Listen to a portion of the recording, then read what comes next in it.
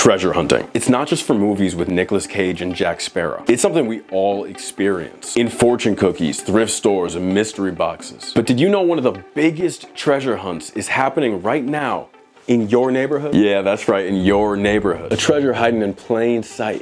One I intend to find. The best I'd find on a beach today is a dog named Luna and a turtle with a plastic necklace. But I can do the next best thing and take blind inspiration from a TV show I only remember clips of. Storage Wars. A show where people gamble on storage units and occasionally find something that's big enough to change their lives. So I put up $1,000 of cold hard cash to take my shot. But in the end, what I found was far more disturbing than I ever expected. This is the real story behind storage unit auctions. Hey, there is nothing better in this world than that sweet, sweet hit of dopamine after winning something. That's why I spent 14 months of my life chasing after a timeshare company who promised me a free vacation. And why my love of the gamble was inspired by watching hundreds of episodes of Deal or No Deal as a kid. For a person like me, the concept of a show like Storage Wars is an interesting one. Because you're telling me all over the country there are hundreds of thousands of Wumbo-sized mystery boxes hiding forgotten treasures? Like, look, I never liked Captain Hook, but I never disrespected his hustle. So after calling up a few friends to pitch the idea, I mean, treasure everywhere, that sounds pretty cool, right? I mean, yeah, it's fine, I guess.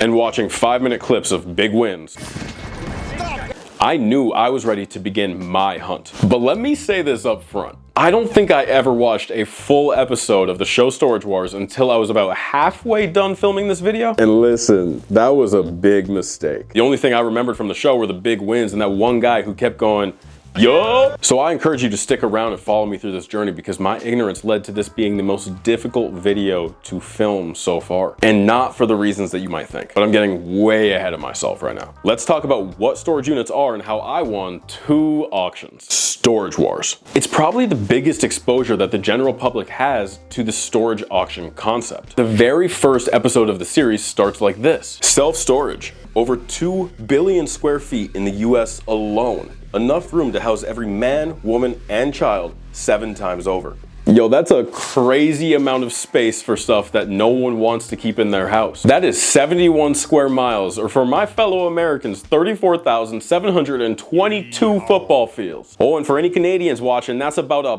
billion gallons of maple syrup. I shouldn't have tried the accent. And that translates into a $50 billion industry as of 2023. A whopping 11% of US homes, or 14.6 million people, own a self-storage unit. That is the same population as the city of Istanbul. So it goes without saying that a lot of different type of people own these units. People who are moving from one house to another, people who own little shops that are trying to store a lot of their inventory, and people trying to hide a body. A surprising amount of bodies have been found in these things. I just want to point that out. With so many people owning self-storage units, it should not be a surprise that the amount of tenant abandonment and turnover is relatively high. And when that happens, the biggest players in these games, meaning self-storage, public storage, and U-Haul, do what any sane person would think to do. They... What are you gonna pay? Say it. How much?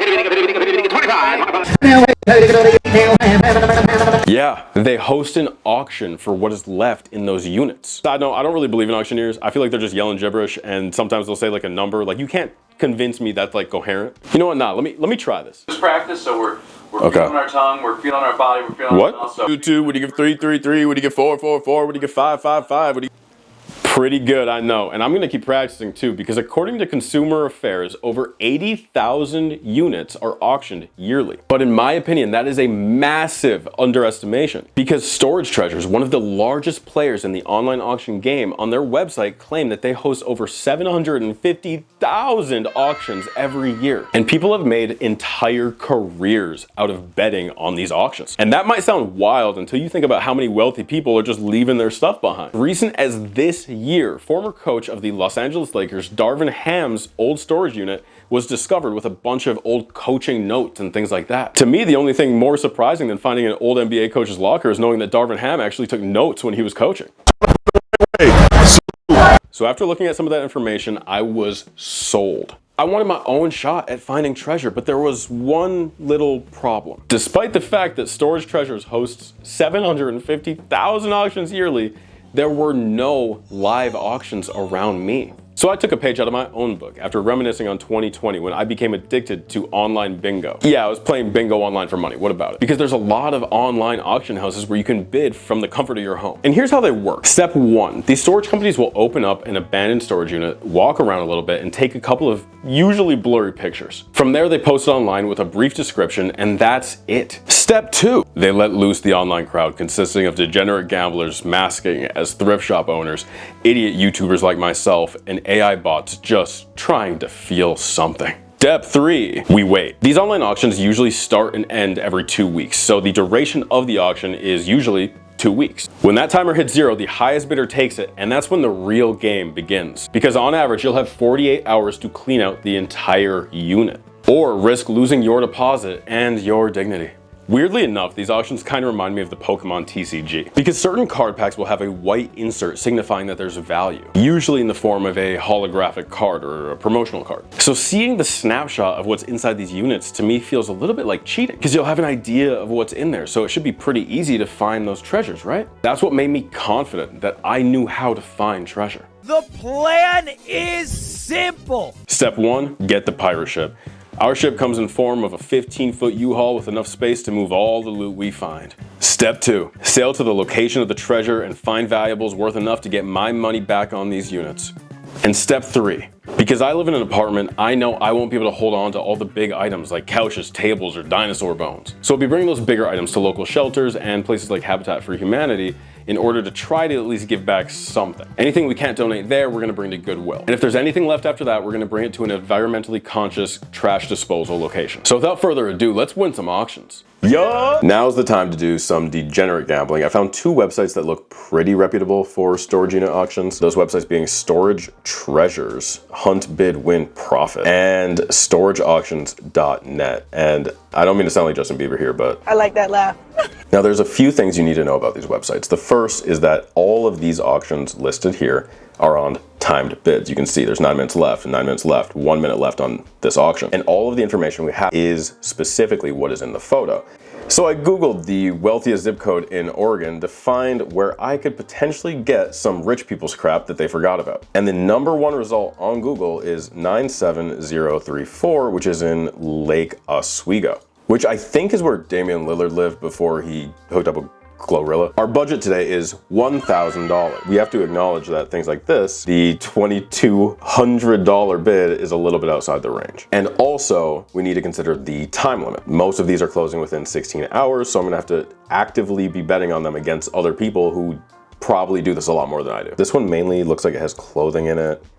I can't really see anything that I deem as super valuable. And there's not really a lot of totes. I think what my strategy is to try to find the cleanest looking unit and a unit that has like totes or boxes or something that might have like memorabilia or something that's worth something. And this one's a bit too full, I think. I mean, I'm gonna have 48 hours to clear this out and I can only donate so much. So this one's pretty interesting. It's a non-lien unit, which means that whoever owned it before took everything they wanted out of it, but they left some stuff behind, which to me sounds like it's not probably gonna have the most valuable things in it. But I feel like the reason it's interesting to me, even though it's relatively empty and it's just kind of the leftovers, is that it does have this genuine draft basketball hoop, which is pretty cool, as well as a few shoe boxes that are pretty well taken care of. I don't think this is gonna be the highlight of our day, but it might be a nice, easy one to get us started. I do love the vibes of this one with the naked mannequin and the cowboy hat, already at $520 with 4 days left. Okay, so after about an hour of looking through these websites and going through the most strict security check to sign up for a website I've ever done in my entire life, we've narrowed it down to 3. The first one is the one I talked about a little bit earlier with the basketball hoop that looks like this. It's not super full. It should be a pretty quick and easy high five in, high five out situation. The second also is relatively low on the amount of stuff, but there's a few electronics. It looks like there's a chair too, and I think it will be possible to pull off. But then there's the third one. Now this one has a lot of stuff in it. There is a couch, there is a bed, it looks like. There is a large freezer. This is gonna be a big effort for us to be able to actually empty out, but I think this one probably has the highest potential of having something that we'd wanna keep in it. So I guess it's time to get to bidding. What do you give? A light little $40 bid, just up a little bit, see if anyone starts fighting. I see there's 3 people already in the arena with me. We did it. We put a bid in. I'm the highest bidder. We're on a roll right now. Let's go. This is a minimum bid of $20. So we're gonna slap that in there. Bang. Highest bidder currently. This next one, $60 bid. Minimum 70. Easy peasy. I've been outbid? Oh, it's at $90 now? I've been outbid. It's at 100? Okay. We can play ball. 110. I've been outbid. 130, 150, 200. Huh? Oh, people are skyrocketing it. I think they also saw the cursed effigy. Oh boy, okay. I want to chill. I'll never chill. Day 2. Okay. It's looking a little bit rough for us, for the home team.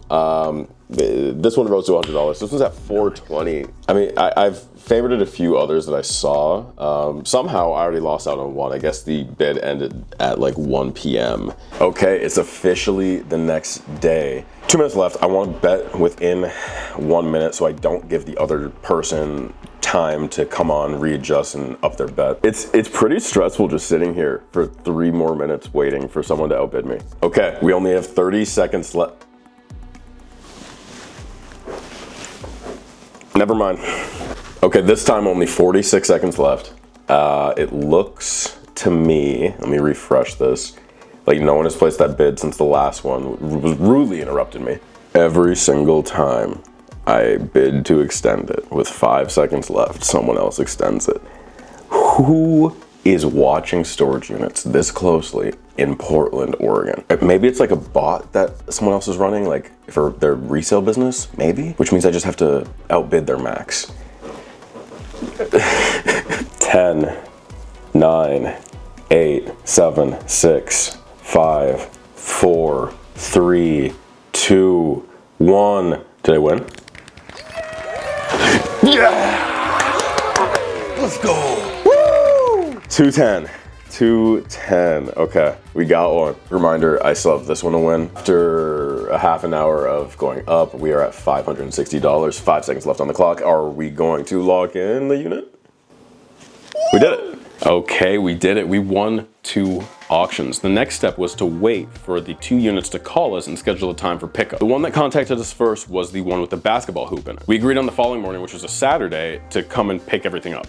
A few hours after that, we were called by the second unit, which also arranged for Saturday, but at 1 p.m. This was a bit of a twist because that meant we had to clean out both units on the same day, and the bigger one, the one with the couch and the table and all that stuff, we only had 4 hours to clean because they closed at 5. Beyond that, the donation locations closed at 7, so we were on a really tight time crunch because they weren't open Sunday, so I didn't truly have 48 hours to clean out that unit. So in preparation, I took out the U-Haul as well as $1,000 in cash to pay for the units I bought. This also went towards the cleaning deposit that was necessary for us to be there. From there, I drove to the first unit, and it took a while to get in there because as advanced as their systems are with a double gate and a randomly changing code lock, all of their advanced systems were down, so they had to call between different offices and figure out who I even was to get me into the unit. But after about an hour, we arrived at the first unit.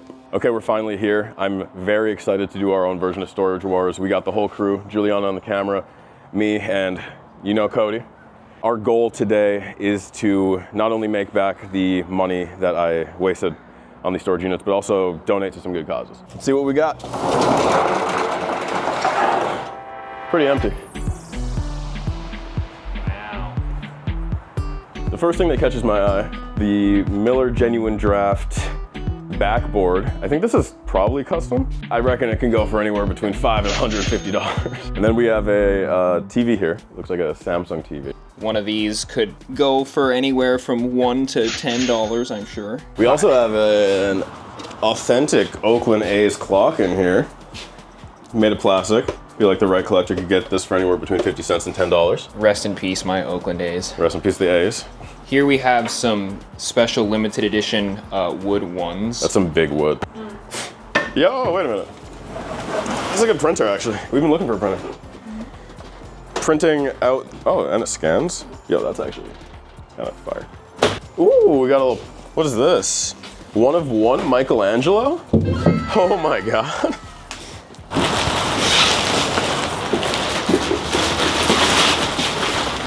I mean, it looks nice. It's brand new. I'll put it in the box with the other one. Ooh. Oh, you got some lures in there? Little fishing kit? A little tackle box. I don't know what this is. It's heavy.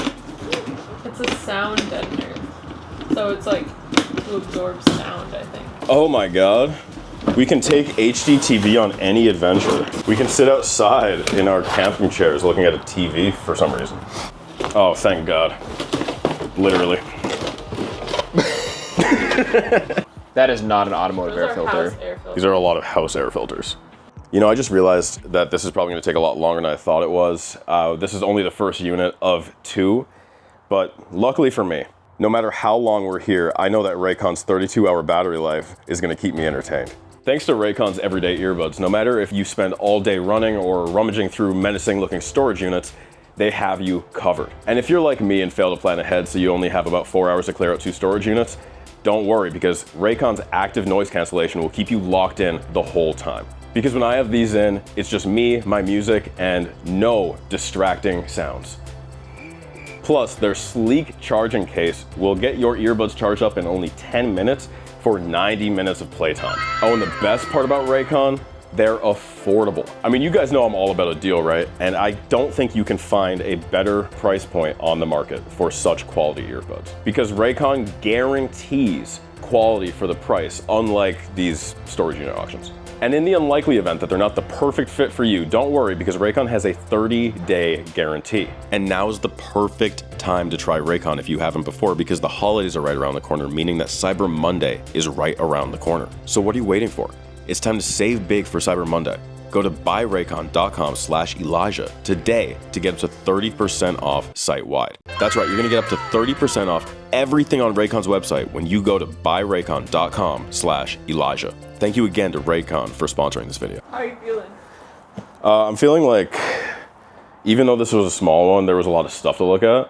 So I'm nervous about our next stop because it is substantially more full. Box after box revealed homeschooling books, company files, and religious scriptures. It was interesting to see a child's homework evolve into college textbooks and case studies. Whoever owned this unit before loved sports, loved homeschooling, and really loved the Bible. Okay, we are done with the first one. It's currently 1 o'clock. That means we have 4 hours to get to the other location, fill it up, and clean it out. So we're gonna be in a little bit of a rush for the next one. We got our good handyman up here, Cody, putting the straps in everything that we've received from that first unit. This is everything. To my surprise, I think it filled up the 15-foot truck a lot more than I thought it was gonna fill it up. So we're having some conversations about, do we donate now, do we donate later? We're just gonna wing it and hope it all works out. Most valuable find, it might be the giant box of home air filters, honestly. I don't know what those go for individually, but there's like 100 of them in there. Coolest find, it might be that net, the Miller Lite hoop. That's a we're keeping that situation. I'm gonna do like a jump transition to the next storage unit. Okay.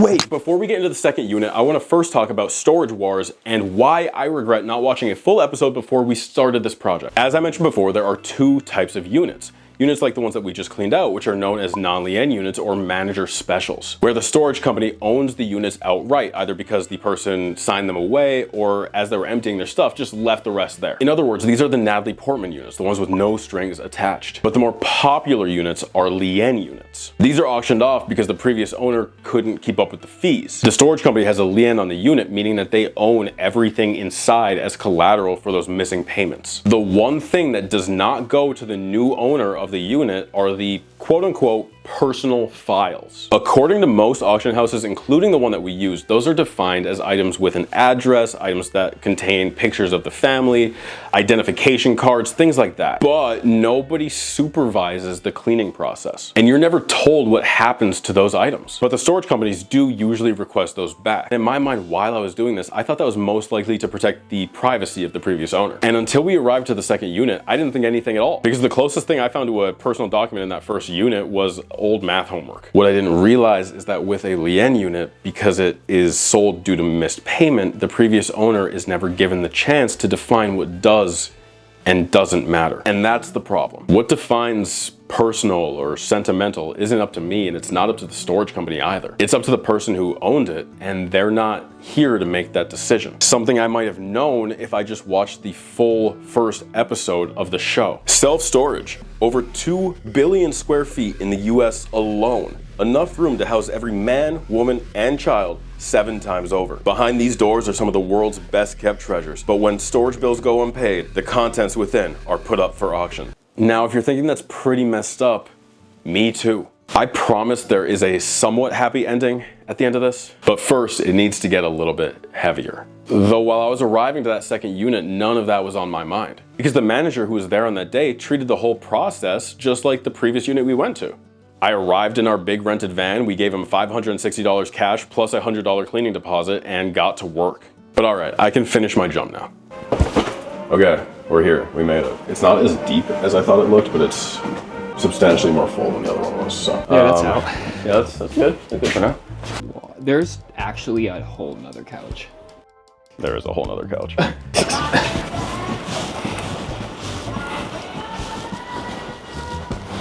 Like a grandma chair.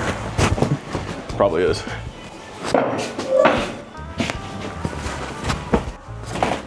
Oh god. Behind the back. Okay, John Stockton. That's most of the big stuff, huh? Except for this whole other Shut couch. up. We don't need to talk about the other couch. There is no other couch. There is no couch embossing set. And she felt his fear that he'd have to look into her eyes as he killed her. Oh, okay. Whoa. She was so damn young. That was the first thing that struck him. How short her life had been next to the length of his own. Length of what? What is that? Some old PS2 games. The OG Street Fighter. Oh, The Sonic collection. that's pretty cool. Do you think there's a PS2 in here? I don't see one, but There could be I somewhere. see some equipment for a Wii. We got Wii Play. Okay. We got We have the motion bar oh my god. and a copy of. Oh, that's fire.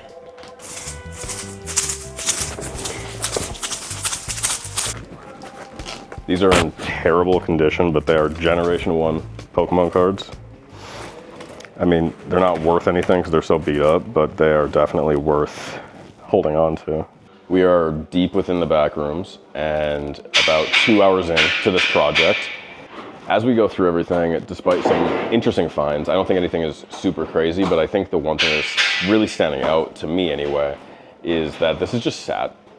I thought it was gonna be a little bit more exciting, a little bit more fun, but you know, when you realize it just becomes sad because, I mean, we found some journals that we don't need to disclose what was in them, but some of them were pretty personal and some were pretty dark.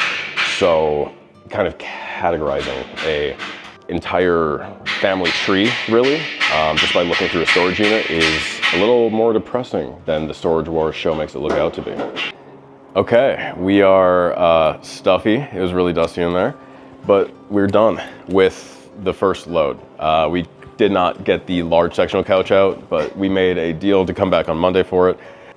Do I think we have $700 worth of stuff in here? Yes. Do I think we're gonna make $700 off of this stuff? No. That's fair. I think we're gonna make about $10 off of this stuff. It's not really, like, in my opinion, a super fun hobby. Maybe the Lien unit's like the first one that we went to. It's a pretty, yeah, non-Lien unit. It's a pretty extreme dichotomy between the two of them. One was like obviously something that people didn't really care about and like had cool knickknacks that they didn't, you know, want to keep. This one had like diaries, journals, family photos, so much just trash, homework from tens of years of so much lotion, so many explicit oddities. It's been hours. It's a long day. Yeah, it's been about 6 hours of just hauling stuff. I feel like I have a new hatred of the Storage Wars show, low-key. They fail to mention that when you go through people's old, long forgotten things, you're gonna find things that you really don't want to find. Collectively, our mood shifted as we realized that what we were really doing wasn't treasure hunting. It was closer to pillaging. I can't show all of those details here, and I wouldn't put those things in a YouTube video anyway. But coming out of that unit, all of us had a new perspective on the process, but we weren't done yet. So we didn't actually finish cleaning out that whole unit on that day. There were two major things left that we had to address. One being the giant sectional couch that we couldn't get out that first day, and two, the very large bucket of personal items that we gathered that we needed to return to the storage facility. I had talked to the manager and worked out an extension on the 48-hour rule. But as I pulled up with a friend to move the couch, we learned some new information. Because this time, a different manager was there, the regular manager who's usually at this unit. And she shared some information that I didn't realize and the other manager didn't bother to tell me. The previous owner did not abandon this unit, and it wasn't something that had been forgotten about for years. The person who owned this unit previously was still actively trying to get it back. The manager explained that they'd had long conversations with this person multiple times, describing her as a hard-working, good person who was just going through a tough time and couldn't catch up to those fees. This wasn't just a collection of forgotten items. This was somebody's life that they'd carefully packed away. And hearing this honestly hit me pretty hard, because I think I convinced myself that these units were not something that the previous owners were trying to get anymore. And me donating all of this stuff wasn't really a good deed, was it? Because I essentially just took all of these items from somebody who was still trying to get them back and gave them away to other people. And that realization was sobering. It's like, even timeshares, which I've covered on this channel before, have an out. Though predatory, you can still maintain what you own. And you don't even own a timeshare, but they give you more agency over it than these storage companies do. Like, if you were gonna drop off a wedding dress at a dry cleaner, they're not gonna throw it away the next day if you're late, because they know there's some kind of sentimental value here. But when every single item can hold sentimental value, nothing does. And standing there, just hearing this woman's story, I felt horrified and ashamed of what we had just done. Like, from the outside, maybe you saw this coming. Maybe you think this is an obvious conclusion to what these are, but none of us really realized the gravity of it. But there was a glimmer of hope. After that conversation with the manager, and I explained that I wasn't a typical buyer and this was kind of a one-time project, I asked if there was any way that I could help. And after a little bit of conversation, she agreed to text the previous owner my phone number so she could get in contact with me. Now, my goal here was to give the little amount of things that we saved back to the previous owner, because it was too late for a lot of the bigger items. Everything from the day before we had already donated or gotten rid of, outside of the things that we deemed as valuable, which is messed up, right? Because there's no way to know what really matters. But the least I could do is give back the little I had left. The problem is there's no guarantee that she would even want to reach out. Okay, so I did get in touch with the previous owner, and I want to respect her privacy, so from this point in the story on, I'm going to refer to her as Kate.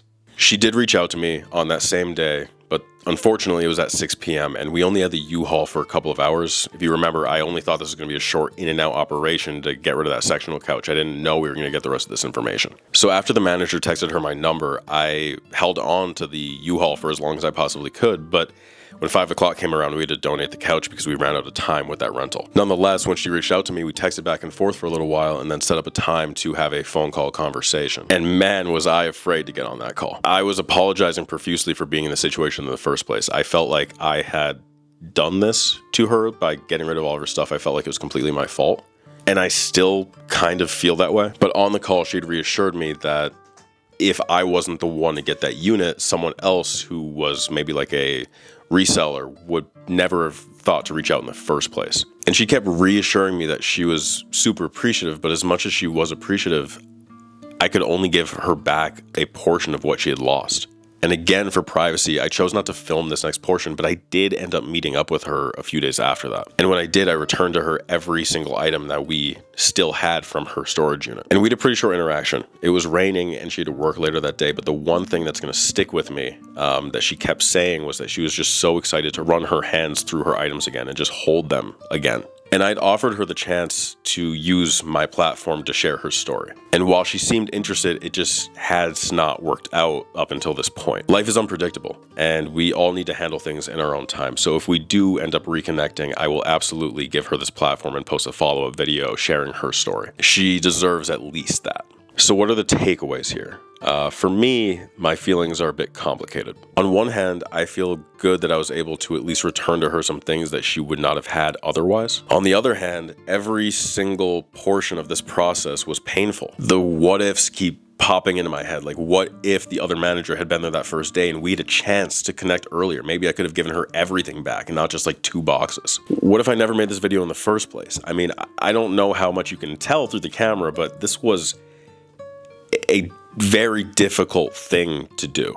I think in the end, the thing that we need to remember is that context matters. Like, storage unit auctions have been a popular thing on YouTube and in media for a while, but we only really see one side of it. Like, this idea is not new. I'm not reinventing the wheel here. I'm sure there's 100 other people, 1,000 other people who've done this concept before. But going into this, I've never seen the other side of the story. But that's nothing new, and it shouldn't be on an auction house to educate me. I and all of you have the responsibility of understanding the context of what we consume. In our world today, it is easy to ignore the why. But it's never been more important to make yourself understand, because no one else is going to do that for you. Like, for this concept, it's easy to focus on the treasure and the big prizes and the big pulls and the big wins. But it's just as easy to ignore that all of that comes from people who were foreclosed on. For me, the biggest lesson from this whole thing is pretty simple. At the end of the day, you never know what someone's going through, and you never know when things can get really bad really quickly. I think in the case of a lot of people who lose their items through these units,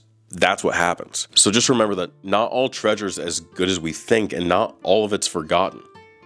Some of it is taken. I want to thank you for watching if you've made it this far in the video. I know this one feels a bit sad at the end, but I never want to post something that I feel alienates the ideas of what we're doing. I want to give you the most authentic version of the experiences I'm going through on this channel. So if you've enjoyed this, please consider sharing the video and the channel. And as always, in the description, I've left a link to a couple of organizations that I support. The next one's going to be a bit more fun, so I will see you next month. Subscribe.